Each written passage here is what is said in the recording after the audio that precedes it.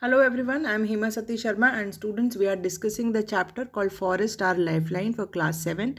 We have already discussed about the forest and its importance. Today we are going to discuss what is a crown. So the upper part or top of a tree is called its crown. So you can see different types of crowns of trees like it is round, spreading, pyramidal, columnar, vase and open. So the upper part of the tree, the lower part is stem and the upper part is the crown. Now what is canopy? In the forest, different trees grow tall together and their branches appear as the roof of the forest. So if you go into the forest and you look upward, what you will see? You will see a roof which is made by branches and no sky will be visible through these trees. So this roof, forest roof, which is made by branches of trees is called canopy.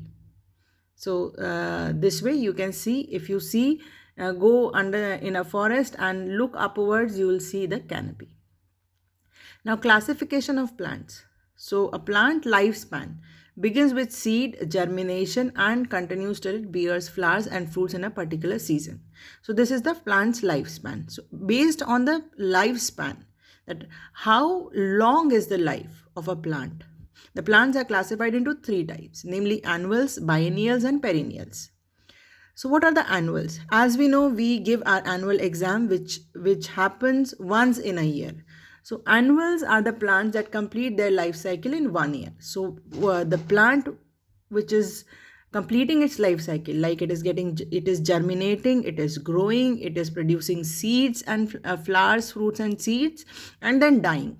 So this whole life cycle is happening within a year. So these are called annuals. They germinate, grow, bear fruits and die off within an year. Generally, all herbs and plants belonging to the grass family exhibit this type of life cycle.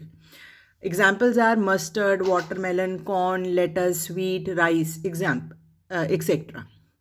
Now, what are biennials? Bi means two. So the plants that complete their cycle in 2 years, that means they germinate, they grow, they produce they produce flower, fruit and seeds and then die. And this whole thing is happening in 2 years. So during the first year they germinate, they develop a root system and stem and leaves in the first year, and the second year they yield flowers and bear fruits.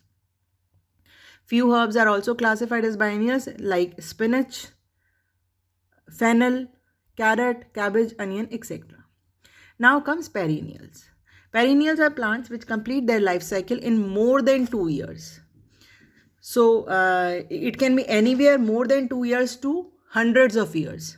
So once they grow, they start to bear flowers, produce fruit, seeds, and the cycle continue for a longer period of time. This period can be from a decade to 100 also. So they do not die after bearing fruits, but renew their parts season after season.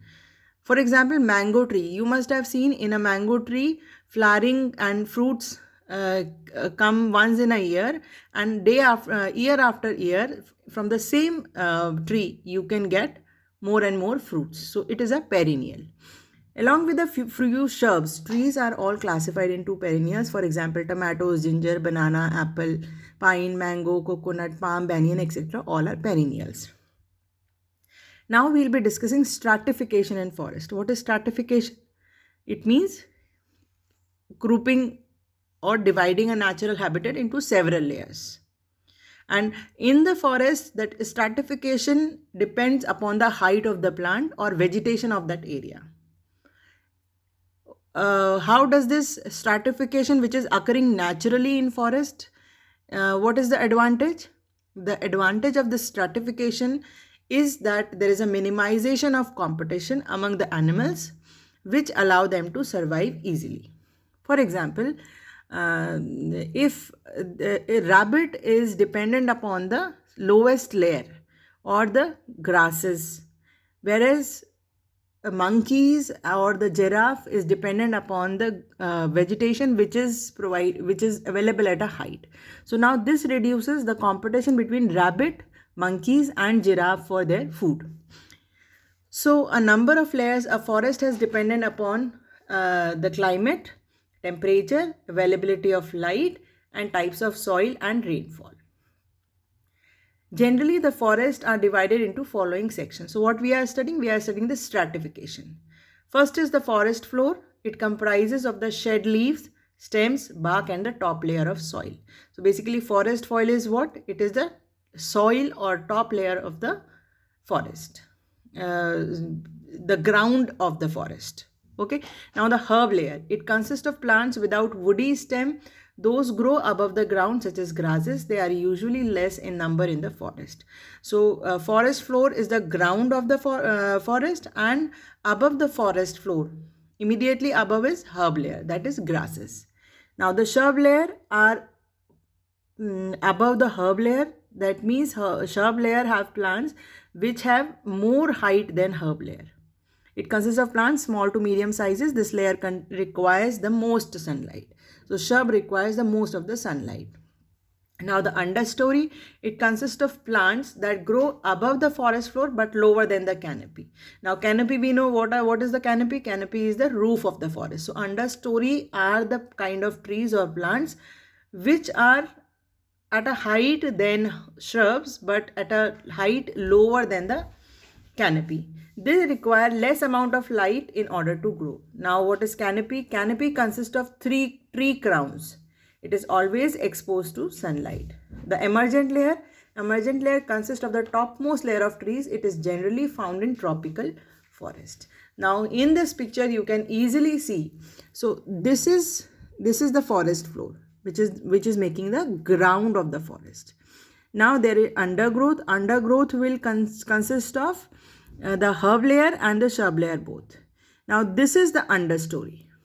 Okay, so understory is what? It is below the canopy but above the undergrowth. Now here what is happening? Now these are the few trees which are emerging even above the canopy. So these are called emergent layer. Now forest as a habitat we will be discussing in our next lecture. Thank you so much.